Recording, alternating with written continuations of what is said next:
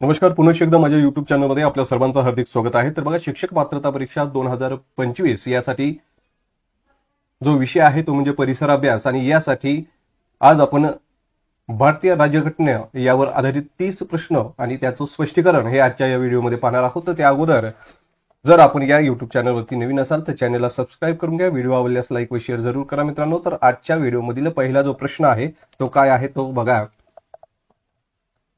भारतीय संविधानानुसार खालील पर्यायांपैकी कोणता मूलभूत अधिकार नाही. बघा, खालील पर्यायापैकी कोणता मूलभूत अधिकार नाही, आणि या प्रश्नाचं जे अचूक उत्तर आहे ते म्हणजे मतदानाचा अधिकार. पर्याय क्रमांक 3 मतदानाचा अधिकार. तर बघा, भारतीय संविधानानुसार भारतातील नागरिकांना 6 प्रकारचे मूलभूत अधिकार हे देण्यात आलेले आहेत. त्यामध्ये कलम 14 ते 18 नुसार, कलम बघा 14 ते 18 नुसार समानतेचा अधिकार हा या ठिकाणी नागरिकांना प्रदान करण्यात आलेला आहे. त्यानंतर स्वातंत्र्याचा अधिकार हा अधिकार कलम 19 ते 22 यानुसार मिळालेला आहे. तर शोषणापासून संरक्षणाचा अधिकार हा कलम 23 ते 24, धार्मिक स्वातंत्र्याचा अधिकार हा कलम 25 ते 28, शैक्षणिक व सांस्कृतिक अधिकार हे कलम 29 ते 30, घटनात्मक उपयोजनाचा अधिकार हा कलम 32 नुसार या ठिकाणी नागरिकांना प्रदान करण्यात आलेला आहे. तर हे 6 प्रकारचे मूलभूत अधिकार हे आहेत. त्यानंतर मूलभूत अधिकार म्हणजे काय, तर बघा, नागरिकांना जगण्यासाठी आणि विकसित होण्यासाठी आवश्यक आहेत असे अधिकार, हे अधिकार राज्याकडून काढून घेतले जाऊ शकत नाही. तर दुसरा जो आहे तो म्हणजे घटनात्मक अधिकार. हे अधिकार राज्यघटनेद्वारे नागरिकांना प्रदान केले जातात. हे अधिकार काही विशिष्ट परिस्थितीमध्ये मर्यादितही केले जाऊ शकतात. सर्व मूलभूत अधिकार हे घटनात्मक अधिकार आहेत, आणि कलम 326 मध्ये मतदानाचा अधिकार हा नमूद केल्याप्रमाणे तो मूलभूत अधिकार नाही, तर तो घटनात्मक अधिकार आहे. याच्यानंतर याच्या पुढील प्रश्न आपण पाहूयात. तर बघा, किमान 15 व कमाल 45 सदस्य संख्या कोणत्या स्थानिक शासन संस्थेत असते. बघा, किमान 15 व कमाल 45 सदस्य संख्या कोणत्या स्थानिक शासन संस्थेत असते, आणि या प्रश्नाचं जे अचूक उत्तर आहे ते म्हणजे पर्याय क्रमांक 3 पंचायत समिती. तर पंचायत समिती याच्यामध्ये किमान 15 व कमाल 45 सदस्य संख्या असते. तर त्याचप्रमाणे ग्रामपंचायत जे आहे या ग्रामपंचायतमध्ये किमान 7 ते कमाल 17 इथपर्यंत सदस्य संख्या असते. त्यानंतर बघा मित्रांनो, पंचायत समिती जी आहे तर याच्यामध्ये 15 ते 45 एवढी सदस्य संख्या ही पंचायत समितीमध्ये असते. त्याचप्रमाणे नगर परिषद जी आहे यामध्ये 17 ते 38 एवढी सदस्य संख्या ही नगर परिषदला असते, आणि नगर पंचायत जी आहे त्याच्यामध्ये कमीत कमी 9 तर जास्तीत जास्त 15 इथपर्यंत सदस्य संख्या असते. त्याचबरोबर जिल्हा परिषद जी आहे तर जिल्हा परिषदेला 50 ते 75 एवढी सदस्य संख्या ही जिल्हा परिषदला असते मित्रांनो. तर महानगरपालिका जी आहे तर महानगरपालिका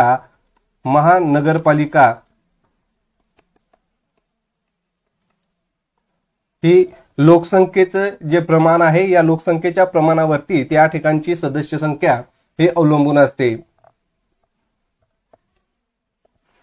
खालील पर्यायातील राज्यपालांशी संबंधित विसंगत बाब कोणती. तर बघा, या ठिकाणी विसंगत बाब कोणती अशा प्रकारचा हा प्रश्न आहे, आणि या प्रश्नाचं जे अचूक उत्तर आहे ते म्हणजे राज्यातील कार्यकारी मंडळात समावेश नसतो. बघा, ती 4 आहे, राज्यातील कार्यकारी मंडळात समावेश नसतो. तर बघा, राज्यपालाची नियुक्ती, त्याचे अधिकार आणि राज्यपालांच्या कार्यालयाशी संबंधित सर्व गोष्टीवर भारतीय राज्यघटनेच्या कलम 153 ते कलम 162 नुसार चर्चा करण्यात आलेली आहे, आणि राज्य कार्यकारिणीमध्ये राज्यपाल आणि मंत्रिपरिषद यांचा समावेश असतो, आणि त्याचे प्रमुख मुख्यमंत्री असतात.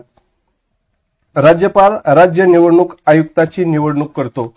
राज्यपाल हे राज्याचे कार्यकारी प्रमुख म्हणून उभे असतात, आणि कामकाज भारताच्या राष्ट्रपतींच्या कार्यालयासारखंच असतं.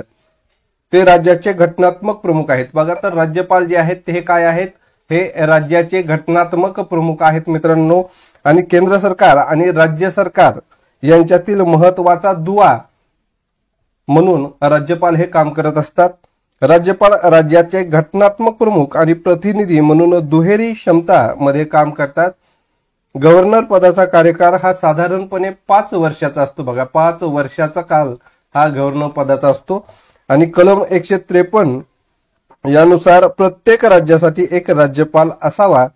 एका व्यक्तीला 2 किंवा अधिक राज्यासाठी राज्यपाल म्हणून नियुक्त केले जाऊ शकते आणि त्यासाठी 7वी घटना दुरुस्ती ही करण्यात आलेली आहे. घटना दुरुस्ती करण्यात आलेली आहे. त्यानंतर बघा पुढील प्रश्न काय आहे. भारतीय राज्य मतदारांना दिलेल्या मतदानाच्या अधिकाराचा समावेश खालील पर्यायांपैकी कशात होईल. आणि या प्रश्नाचं जे अचूक उत्तर आहे ते म्हणजे पर्याय क्रमांक 2 घटनात्मक अधिकार. तर बघा, घटनात्मक अधिकार भारतीय राज्यघटनेनुसार मतदारांना दिलेल्या मतदाराच्या अधिकाराचा समावेश हा घटनात्मक अधिकारामध्ये होतो. भारतीय राज्यघटनेचे भाग 3 मध्ये नागरिकांना मूलभूत हक्क हे प्रदान करण्यात आलेले. तर बघा, राज्यघटनेचा भाग 3 राज्यघटनेचे भाग 3 यानुसार नागरिकांना मूलभूत हक्क हे प्रदान करण्यात आलेले आहेत. कलम 326 नुसार 18 वर्ष वयोगटातील प्रत्येक नागरिकाला मतदानाचा अधिकार प्रदान केलेला आहे. मतदानाचा अधिकार हा मूलभूत अधिकार नसून तो घटनात्मक अधिकार आहे. 1950 पासून भारतीय प्रजासत्ताकमध्ये मतदानाची वंश, लिंग किंवा धर्म विचारात न घेता सर्व प्रौढ नागरिकांना भारतीय संविधानाने मान्यता दिलेली आहे. आणि लोकप्रतिनिधी कायदा 1950 द्वारे भारतात मतदान करणे हा कायदेशीर अधिकार हा सर्व नागरिकांना प्रदान करण्यात आलेला आहे. उच्च न्यायालय असणारे ठिकाण खालील पर्यायापैकी कोणते आहे. तर बघा, उच्च न्यायालय असणारे ठिकाण खालीलपैकी कोणते आहे. तर या ठिकाणी इम्फाळ या ठिकाणी उच्च न्यायालय हे आहे. मणिपूर उच्च न्यायालय जे आहे तर याचं जे प्रादेशिक अधिकार क्षेत्र आहे ते म्हणजे मणिपूर, आसाम आणि याचं जे खंडपीठ आहे ते म्हणजे इम्फाळ मध्ये आहे. बघा, या ठिकाणी मणिपूर उच्च न्यायालय आहे आणि त्याचं जे ठिकाण आहे उच्च न्यायालयाचं ठिकाण जे आहे ते कुठं आहे तर इम्फाळ या ठिकाणी आहे. आणि त्रिपुरा उच्च न्यायालय जे आहे तर त्याचं जे अधिकार क्षेत्र आहे ते म्हणजे त्रिपुरा, आसाम आणि खंडपीठ जे आहे ते आहे आगरतळा. उच्च न्यायालयाचं ठिकाण हे आगरतळा या ठिकाणी आहे. आणि मेघालय हे जे आहे तर त्याचं प्रादेशिक अधिकार क्षेत्र हे मेघालय सीट आणि खंडपीठ त्याचं जे आहे ते शिलाँग या ठिकाणी आहे. आणि उच्च न्यायालयाचं ठिकाण हे सुद्धा शिलाँग या ठिकाणी आहे.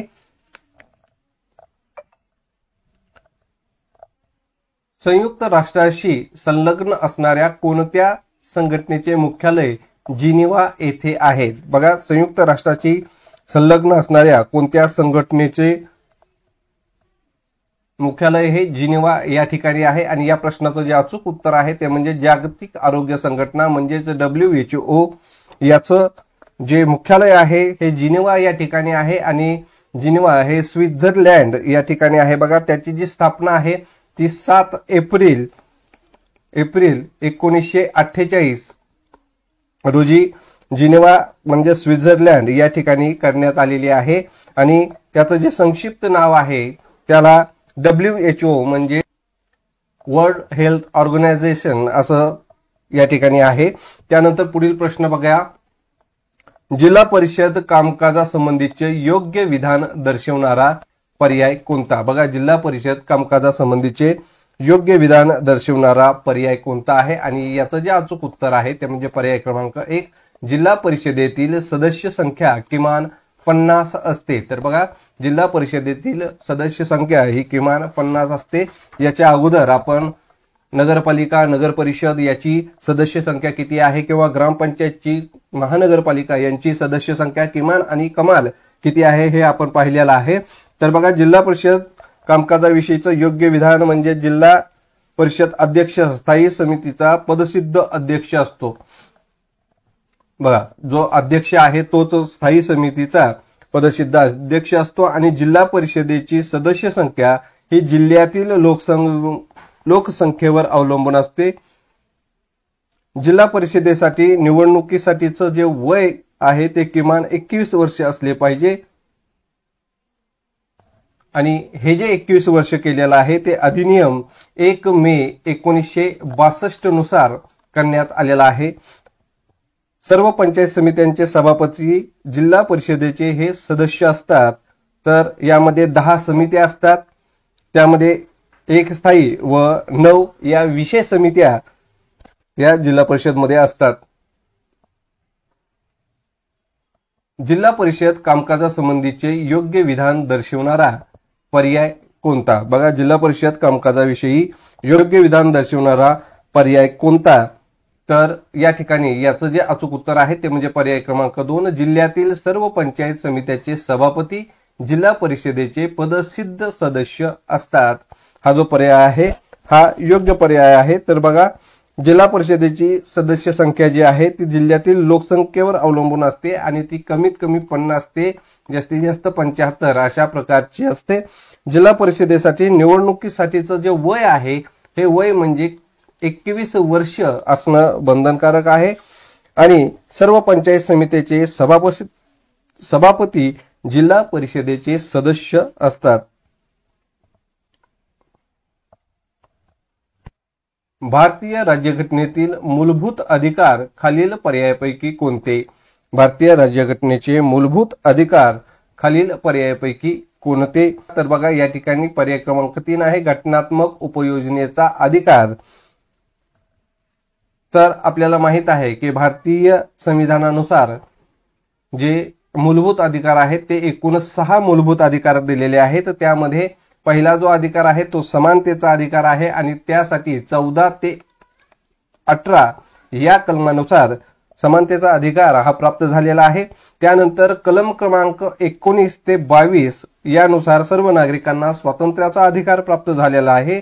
तर 23 ते 24 या कलमान्वये सर्व नागरिकांना शोषणापासून संरक्षणाचा अधिकार हा या ठिकाणी प्राप्त झालेला आहे आणि कलम क्रमांक 25 ते 28 यानुसार सर्व नागरिकांना धार्मिक स्वातंत्र्याचा अधिकार हा या ठिकाणी मिळालेला आहे आणि 29 ते 30 या कलमान्वये शैक्षणिक व सांस्कृतिक अधिकार आणि कलम क्रमांक 32 नुसार घटनात्मक उपयोजनाचा अधिकार हा या ठिकाणी सर्व नागरिकांना मिळालेला आहे। भारतीय संविधानानुसार खालील पर्यायांपैकी कोणता मूलभूत अधिकार नाही?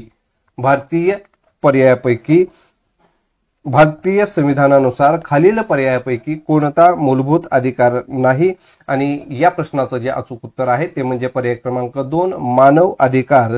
तर आताच आपण या अगोदरच भारतीय संविधानानुसार कोणकोणते 6 अधिकार हे भारतीय नागरिकांना मूलभूत अधिकार म्हणून प्राप्त झालेले आहेत याची माहिती अगोदरच्याच प्रश्नामध्ये आपण पाहिलेली आहे। किमान 17 व कमाल 38 ही सदस्य संख्या कोणत्या स्थानिक स्वराज्य संस्थेत असते? तर बघा, किमान 17 ते कमाल 38 ही सदस्य संख्या कोणत्या स्थानिक स्वराज्य संस्थेचे असते? आणि या प्रश्नाचं जे अचूक उत्तर आहे ते म्हणजे पर्याय क्रमांक 4 नगर परिषद। तर बघा, नगर परिषद यामध्ये कमीत कमी 17 तर जास्तीत जास्त 38 एवढी सदस्य संख्या ही नगर परिषद मध्ये असते। तर नगर पंचायत जे आहे या नगर पंचायत मध्ये 9 ते 15 ही सदस्य संख्या ही नगर पंचायत मध्ये असते। ग्रामपंचायत मध्ये हीच संख्या कमीत कमी 7 ते जास्तीत जास्त 17 या प्रमाणामध्ये असते आणि पंचायत समितीला कमीत कमी 15 तर जास्तीत जास्त 45 या प्रमाणामध्ये सदस्य संख्या ही असते। तर महानगरपालिकेची जी सदस्य संख्या आहे ही त्या ठिकाणच्या लोकसंख्येवर अवलंबून असते, म्हणजेच लोकसंख्येच्या प्रमाणामध्ये महानगरपालिकेची सदस्य संख्या ही अवलंबून असते। खालील पर्यायातील राज्यपालांशी संबंधित विसंगत बाब कोणती? खालील पर्यायातील राज्यपालाशी संबंधित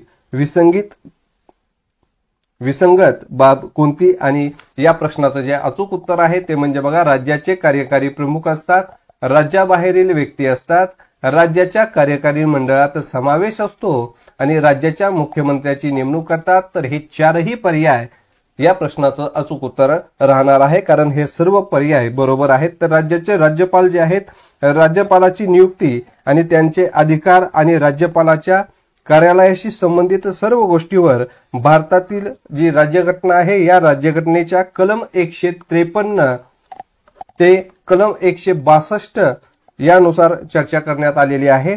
राज्य कार्यकारिणीमध्ये राज्यपाल आणि मंत्री परिषद यांचा समावेश असतो आणि त्याचे प्रमुख हे मुख्यमंत्री असतात. राज्यपाल हे राज्याचे कार्यकारी प्रमुख असतात. तर बघा, राज्यपाल हे राज्याचे कार्यकारी प्रमुख म्हणून कार्यरत असतात आणि कामकाज भारताच्या राष्ट्रपतींच्या कार्यालयासारखंच हे राज्याचं असतं. हे राज्याचे घटनात्मक प्रमुख आहेत. बघा, राज्यपाल काय आहेत, तर राज्याचे घटनात्मक प्रमुख आहेत. घटनात्मक प्रमुख आहेत. केंद्र सरकार आणि राज्य सरकार यांच्यातील एक महत्वाचा दुवा म्हणून ही राज्यपाल काम करत असतात. बघा, केंद्र सरकार आणि राज्य सरकार या दोन्ही मधला एक महत्वाचा दुवा म्हणून राज्यपाल हे काम करत असतात. राज्यपाल राज्याचे घटनात्मक प्रमुख आणि प्रतिनिधी म्हणून दुहेरी क्षमता मध्ये काम करतात. गव्हर्नर पदाचा जो कार्यकाल आहे हा साधारणपणे 5 वर्षाचा असतो. हा कालावधी जो आहे तो किती वर्षाचा असतो, तर 5 वर्षाचा असतो. आणि कलम 153 म्हणते की प्रत्येक राज्यासाठी एक राज्यपाल असावा. एका व्यक्तीला 2 किंवा अधिक राज्यासाठी राज्यपाल म्हणून नियुक्त मुख्यमंत्र्याची नियुक्ती राज्यपाल करतात, जो मुख्यमंत्र्याच्या सल्ल्यानुसार इतर मंत्र्याचीही नियुक्ती करतो. जिल्हा परिषद कामकाजाविषयी योग्य विधान कोणते? बघा, जिल्हा परिषद कामकाजाविषयी योग्य विधान कोणते? तर या प्रश्नाचं जे अचूक उत्तर आहे ते म्हणजे पर्याय क्रमांक 3, जिल्हा परिषद अध्यक्ष स्थायी समितीचा पदसिद्ध अध्यक्ष असतो. बघा, जिल्हा परिषदचा जो अध्यक्ष आहे हा स्थायी समितीचा पदसिद्ध अध्यक्ष असतो. हे उत्तर याचं अचूक असणार आहे. ते तर बघा, जिल्हा परिषद ही पंचायत राज व्यवस्थेच्या सर्वात वरच्या पातळीवर असते आणि या जिल्हा परिषदेची कमाल आणि किमान जी सदस्य संख्या आहे, तर बघा, किमान सदस्य संख्या ही 50 तर कमाल सदस्य संख्या ही 75 असते. राज्य निवडणूक आयोगाद्वारे ही संख्या ठरवली जाते. यामध्ये एकूण 10 समिती आहेत, त्यामध्ये एक स्थायी समिती तर 9 जे आहेत ते विषय समिती आहेत. मित्रांनो, विषय समिती आहेत. आता या जिल्हा परिषदचे जे अध्यक्ष आहेत यांचा कार्यकाल हा 2.5 वर्षांचा असतो. बघा, 2.5 वर्षाचा असतो. आणि जिल्हा परिषद कामकाजाविषयी योग्य विधान जे आहे ते म्हणजे जिल्हा परिषद अध्यक्ष स्थायी समितीचा पदसिद्ध अध्यक्ष असतो. जिल्हा परिषदेची सदस्य संख्या जिल्ह्यातील लोकसंख्येवर अवलंबून असते. जिल्हा परिषदेसाठी निवडणुकीसाठी किमान वय जे आहे ते 21 वर्ष एवढे आहे आणि सर्व पंचायत समित्यांचे सभापती हे जिल्हा परिषदेचे सदस्य असतात. भारतीय राज्यघटनेतील सर्वात महत्वाचा मूलभूत अधिकार कोणता? तर बघा, सर्वात महत्वाचा मूलभूत अधिकार कोणता? आणि या प्रश्नाचं जे अचूक उत्तर आहे ते म्हणजे घटनात्मक उपाययोजनेचा अधिकार. पर्याय क्रमांक 4, घटनात्मक उपाययोजनेचा अधिकार. तर बघा, आपल्याला या अगोदरही माहित आहे की भारतीय संविधानानुसार एकूण 6 मूलभूत अधिकार हे नागरिकांना प्राप्त झालेले आहेत. यामध्ये समानतेचा अधिकार आहे, स्वातंत्र्याचा अधिकार आहे, शोषणापासून संरक्षणाचा अधिकार आहे, धार्मिक स्वातंत्र्याचा अधिकार आहे, शैक्षणिक व सांस्कृतिक अधिकार आहे. त्याचप्रमाणे घटनात्मक उपाययोजनांचा अधिकार हा कलम 32 नुसार देण्यात आलेला आहे आणि हा सर्वात महत्वाचा अधिकार हा या ठिकाणी आहे.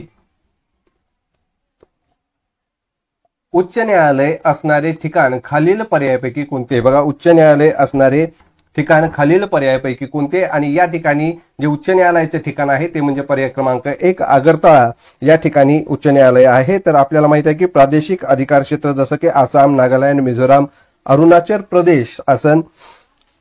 तर हे जे प्रादेशिक अधिकार प्राप्त क्षेत्र आहे याचं जे उच्च न्यायालयाचं ठिकाण आहे ते गुवाहाटी या ठिकाणी आहे. तर मणिपूर, आसन आणि खंडपीठ इम्फाळ याचं जे उच्च न्यायालयाचं ठिकाण आहे ते इम्फाळ आहे. त्रिपुरा यामधील जे प्रादेशिक अधिकार क्षेत्र आहे ते म्हणजे त्रिपुरा आसन आणि खंडपीठ आगरतळा. तर या ठिकाणी आगरतळा हे याचं उच्च न्यायालयाचं ठिकाण आहे. संयुक्त राष्ट्राशी संलग्न असणाऱ्या कोणत्या संघाचं मुख्यालय पॅरिस येथे आहे? बघा, संयुक्त राष्ट्राशी संलग्न असणाऱ्या कोणत्या संघटनेचे मुख्यालय हे पॅरिस या ठिकाणी आहे. आणि या प्रश्नाचं जे अचूक उत्तर आहे ते म्हणजे पर्याय क्रमांक 3 शैक्षणिक, वैज्ञानिक आणि सांस्कृतिक संघटना म्हणजेच युनेस्को याचं जे मुख्यालय आहे हे मुख्यालय पॅरिस या ठिकाणी आहे. आणि युनायटेड नेशन एज्युकेशन, सायंटिफिक आणि कल्चरल ऑर्गनायझेशन ही युनायटेड नेशनची एक विशेष एजन्सी आहे जी शिक्षण, कला, विज्ञान आणि सांस्कृतिक आंतरराष्ट्रीय सहकार्याद्वारे जागतिक शांतता आणि सुरक्षिततेला प्रोत्साहन देते. आता ही जी संस्था आहे या संस्थेची जी स्थापना आहे ती म्हणजे 16 नोव्हेंबर 1945 रोजी या संघटनेची स्थापना झालेली आहे. आणि ती लंडन या ठिकाणी युनायटेड किंगडम या ठिकाणी झालेली आहे. याचं जे मुख्यालय आहे ते म्हणजे फ्रान्समध्ये पॅरिस या ठिकाणी आहे. आणि जगभर याच्या 50 पेक्षा अधिक कार्यालय हे आहेत. भारतीय राष्ट्रध्वजाचे खालील पर्यायातील कोणते वैशिष्ट्य आहे? बघा, भारतीय राष्ट्रध्वजाचे खालील पर्यायातील कोणते वैशिष्ट्य आहे? तर याचं जे अचूक उत्तर आहे ते म्हणजे पर्याय क्रमांक 4 केशरी रंग त्यागाचे प्रतीक आहे. केशरी रंग त्यागाचे प्रतीक आहे. तर बघा, पिंगाळी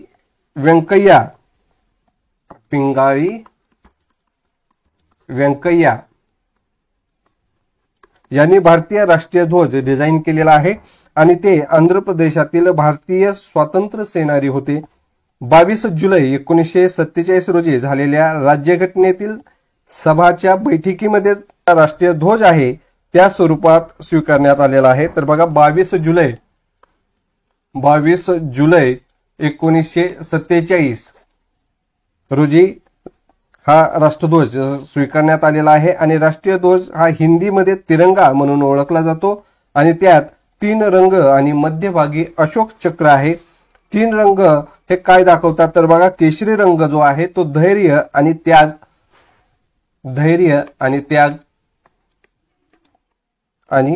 त्याग हा केशरी रंग दाखवतो. तर त्याचप्रमाणे पांढरा रंग जो आहे तो सत्य, शांती आणि पवित्रता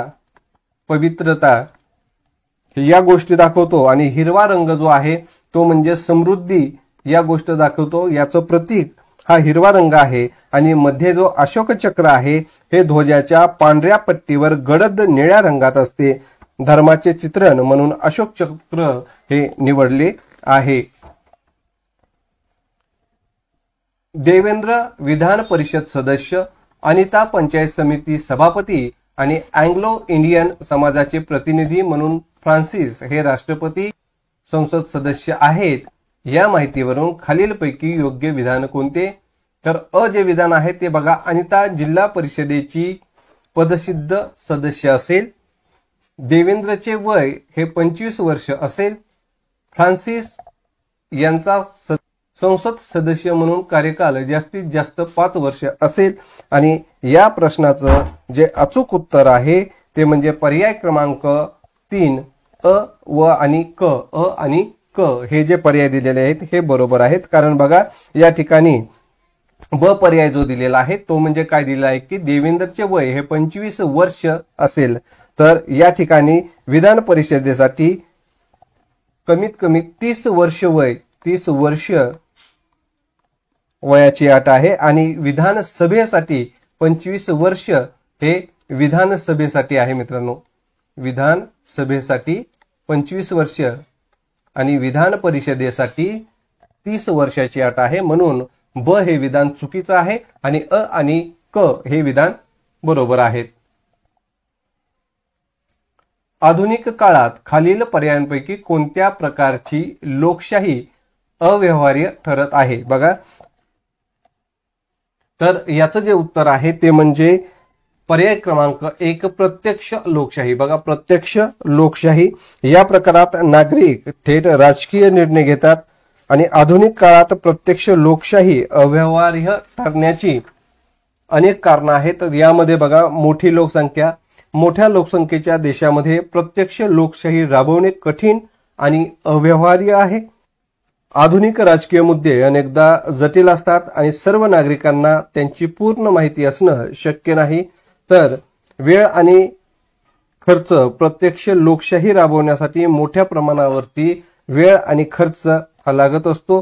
त्याचप्रमाणे इतर पर्याय जे आहेत, जसं की अप्रत्यक्ष लोकशाही आहे। अप्रत्यक्ष लोकशाही या प्रकारात नागरिक प्रतिनिधी निवडतात आणि ते राजकीय निर्णय हे घेत असतात।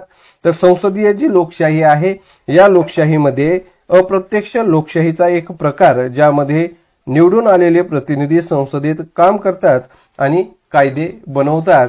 तर अध्यक्षीय लोकशाही जी आहे, त्यामध्ये अप्रत्यक्ष लोकशाहीचा एक प्रकार आहे, ज्यामध्ये निवडून आलेला अध्यक्ष सरकारचा प्रमुख असतो। तर बघा, अध्यक्षीय लोकशाहीमध्ये जो निवडून आलेला अध्यक्ष आहे, हा अध्यक्ष हा सरकारचा प्रमुख असतो।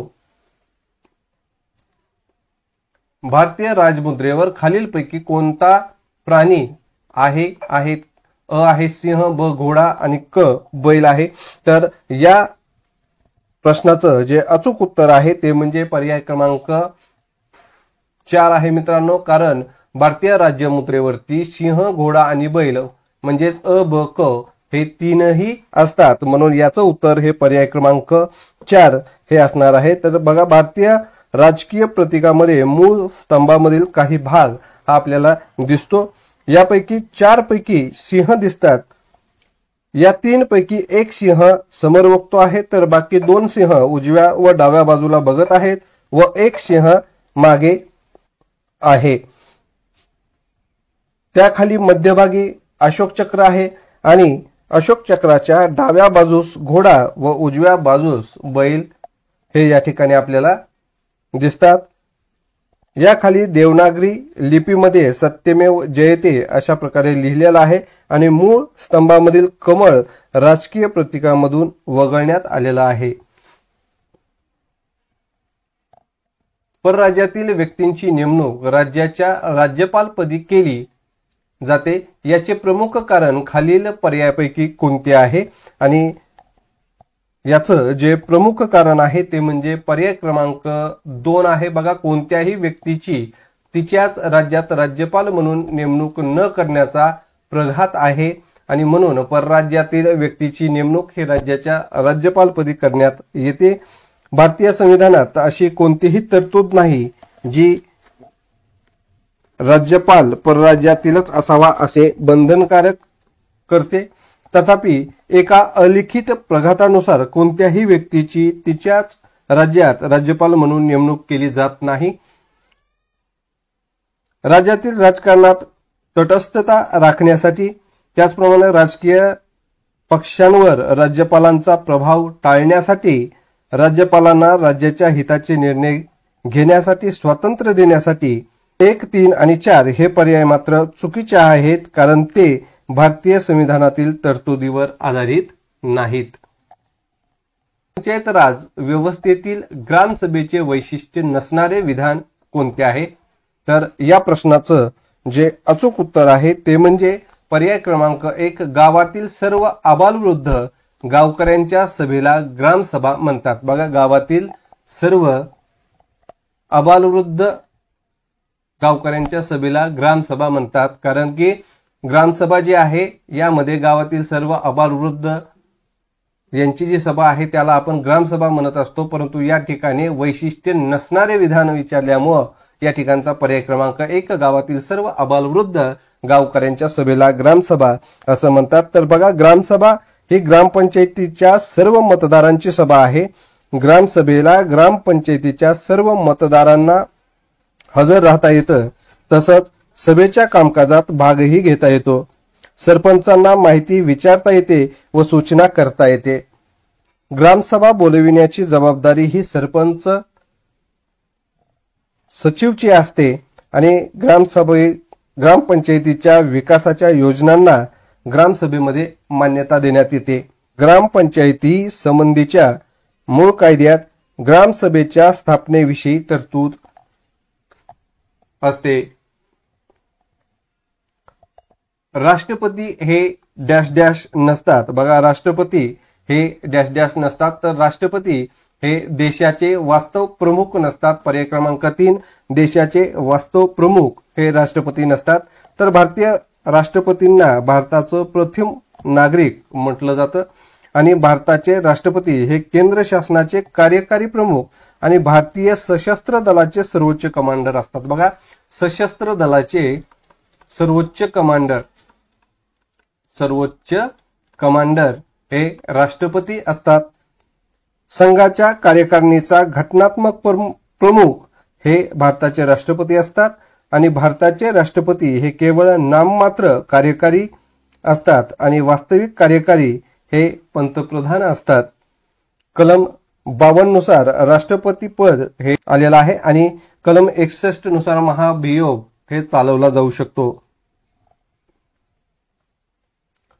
राज्यघटनेनुसार शिक्षण हा विषय कोणत्या सूचीत समाविष्ट आहे? बघा, राज्यघटनेनुसार शिक्षण हा विषय कोणत्या सूचीत समाविष्ट करण्यात आलेला आहे आणि या प्रश्नाचं जे अचूक उत्तर आहे ते म्हणजे पर्याय क्रमांक 3, समवर्ती सूची।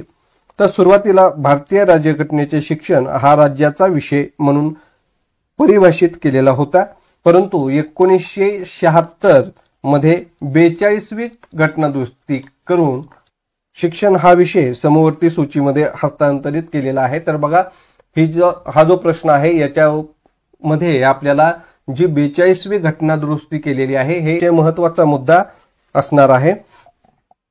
खालील पर्यायातील गटात न बसणारा पर्याय कोणता? बघा, खालील पर्यायातील गटात न बसणारा पर्याय कोणता? आणि याचं जे उत्तर आहे ते म्हणजे पर्याय क्रमांक 2, जागतिक व्यापार संघटना म्हणजे WTO हा जो पर्याय आहे हा गटात न बसणारा आहे। तर WHO ही जी संस्था आहे ही जागतिक आरोग्य सुधारण्यासाठी कार्यरत राहते। तर FAO ही जी संघटना आहे ही संस्था जगभरातील लोकांना पुरेसं आणि पौष्टिक अन्न पुरवण्यासाठी कार्यरत असते। त्याचप्रमाणे युनेस्को जे आहे ही संस्था शिक्षण, विज्ञान आणि संस्कृतीच्या क्षेत्रात आंतरराष्ट्रीय सहकार्य वाढवण्यासाठी कार्यरत असते आणि जागतिक व्यापार संघटना म्हणजेच WTO ही जी संस्था आहे हे आंतरराष्ट्रीय व्यापाराला प्रोत्साहन देण्यासाठी कार्यरत असते।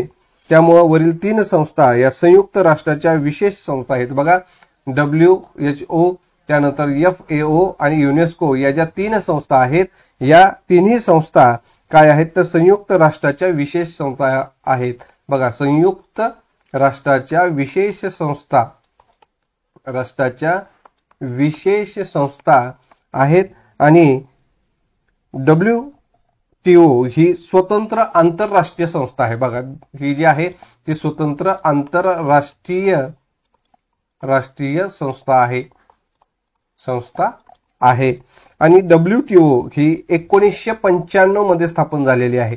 बघा मित्रांनो, WTO जी आहे जागतिक व्यापार संघटना ही 1995 मध्ये स्थापन झालेली आहे आणि त्याचं मुख्यालय जे आहे ते स्वित्झर्लंडमधील जिनेवा, बघा स्वित्झर्लंडमधील जिनेवा या ठिकाणी WTO म्हणजे जागतिक व्यापार संघटना या संस्थेचं